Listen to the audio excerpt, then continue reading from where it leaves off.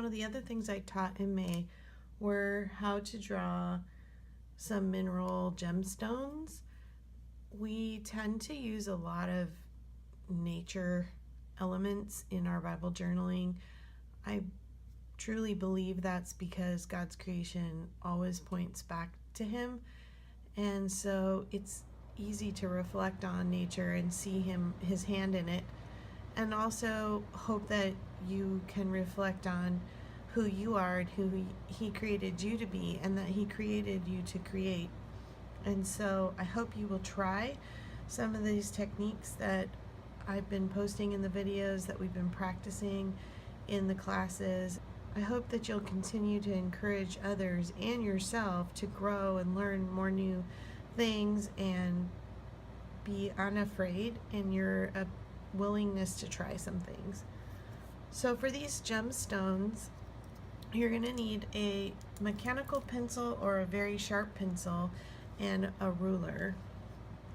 And what you're going to do is you're going to make 2 points, and these are going to be the 2 furthest away points, and you could do this horizontal or vertical.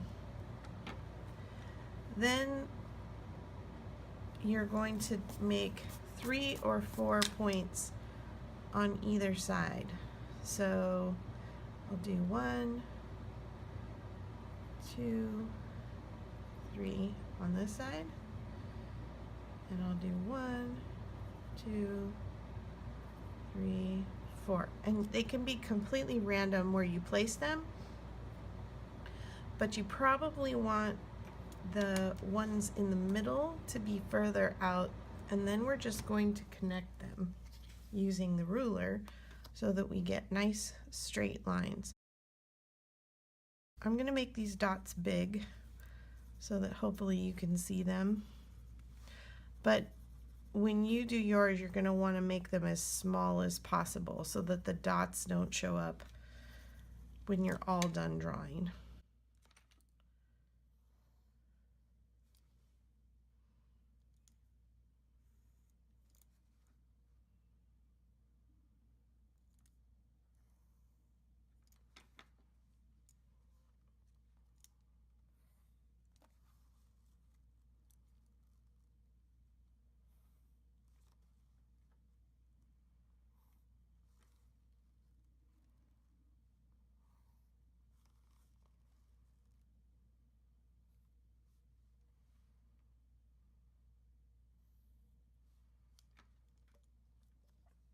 Now you're going to put 3 points somewhere in the middle, and you're going to connect them to one of the points on the outer edge.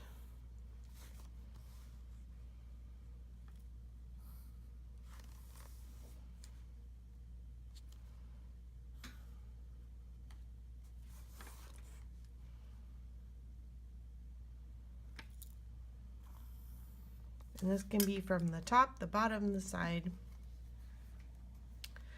Then I'm just going to connect some of the other dots going around the shape.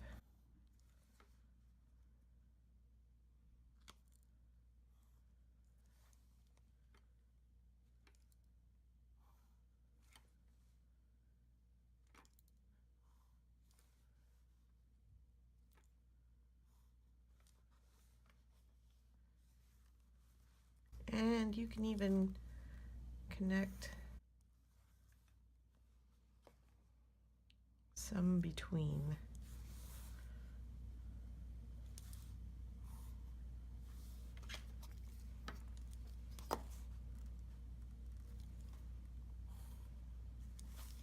So the shape you made with the 3 center dots you added, you want to go ahead and leave that a large open face, but the rest can be smaller. Now I'm going to try and erase my big giant dots so that when we're done, you can hopefully see what yours would look like. Because you have sort of a formula for the number of dots you're using, but where you place them is kind of random each time. Every time you do this, you're going to end up with something a little different, which is fun and unique. Now that I have the lines fairly even, I'm actually going to go ahead and take my art eraser and I'm going to press them on the lines to make them even fainter so that I can still see them, but when I apply the watercolor, they're not going to stand out. The watercolor will give me the shape, not the pencil line.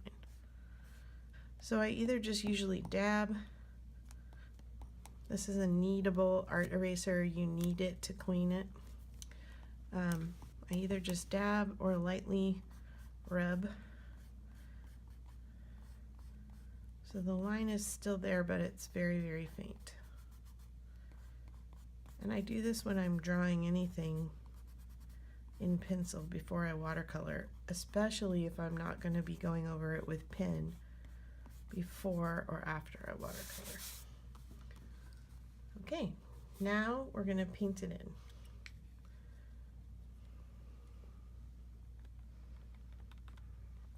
And we're going to do one section at a time. So I'm going to start here on the bottom and put water in it.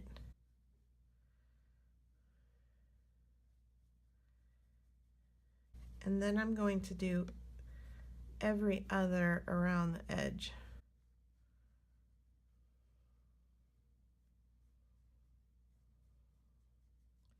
So that hopefully it doesn't bleed into the other sections.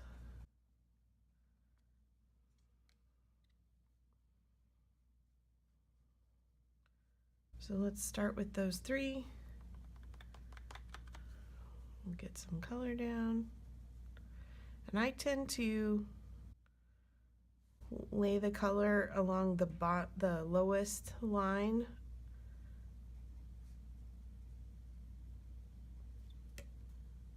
Or the inside line. I imagine you can analyze which direction the light is coming from, but because it's a gem with many facets, the light's going to hit it in different ways. You really can be more random with this, and it's not going to look obvious that you weren't thinking about where the light was coming from.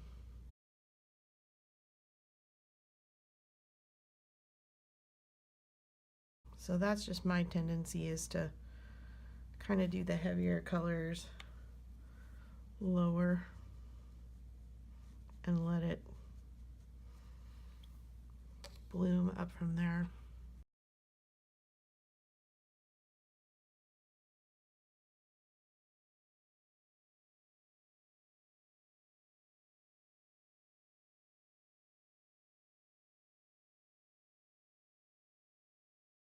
And I'm just kind of using analogous colors for this. So colors within the same family on the color wheel, blues and greens.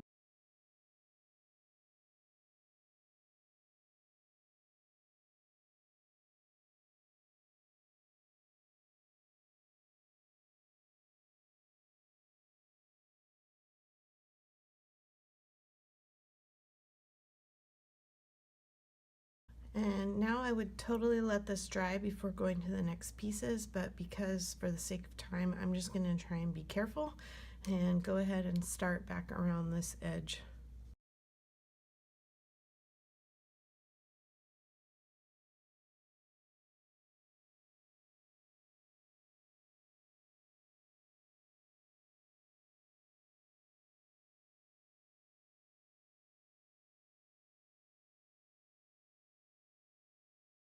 See, it really does want to run into that other space.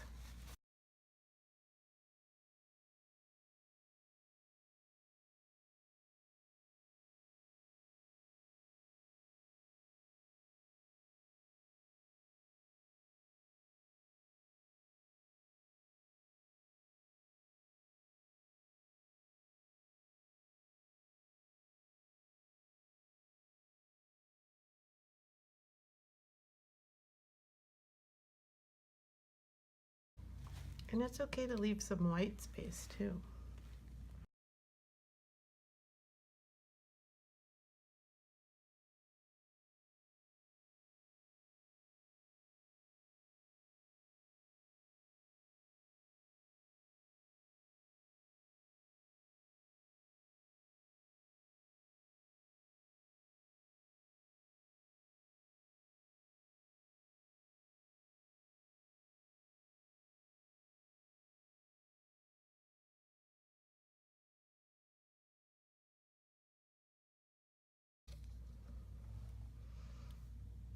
So the only thing I would do is if you get an area like this where it's blended too completely, I might go back in and give this top one a darker line so that it defines the separation between those two facets.